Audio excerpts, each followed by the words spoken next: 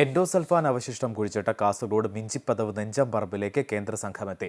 അനധികൃതവും അശാസ്ത്രീയവുമായി endosulfan കുഴിച്ചിട്ടെന്ന പരാതിയുടെ അടിസ്ഥാനത്തിലാണ് കേന്ദ്ര സംഘം എത്തിയത്. പ്രദേശത്തെ മണ്ണും വെള്ളവും പരിശോധനയ്ക്കായി സംഘം ശേഖരിച്ചു.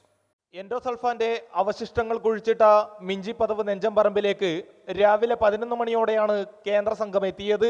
അനധികൃതവും അശാസ്ത്രീയവുമായി എൻഡോസൾഫാൻ കുഴിച്ചിട്ടെന്ന പരാതിയിൽ കേന്ദ്ര സർക്കാരിനും കേരള കർണാടക സർക്കാരുകൾക്കും കേന്ദ്ര സംസ്ഥാന മലിനീകരണ നിയന്ത്രണ ബോർഡുകൾക്കും പ്ലാന്റേഷൻ കോർപ്പറേഷനും ദേശീയ ഹരിത ട്രിബ്യൂണൽ നോട്ടീസ് നൽകിയിരുന്നു.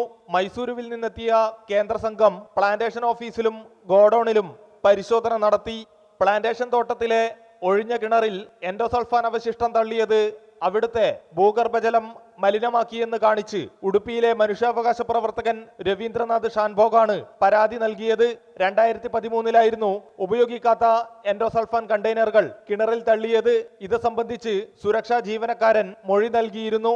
മിഞ്ചിപ്പതവിനോട് ചേർന്ന കർണാടകയിലെ വില്ലേജുകളിലും എൻഡോസൾഫാൻ നിരകളെ കണ്ടെത്തിയതിന്റെ അടിസ്ഥാനത്തിലാണ് ഷാൻഭോഗ് ഹരിത ട്രിബ്യൂണലിനെ സമീപിച്ചത്. അമൃത ന്യൂസ്, കാസർഗോഡ്.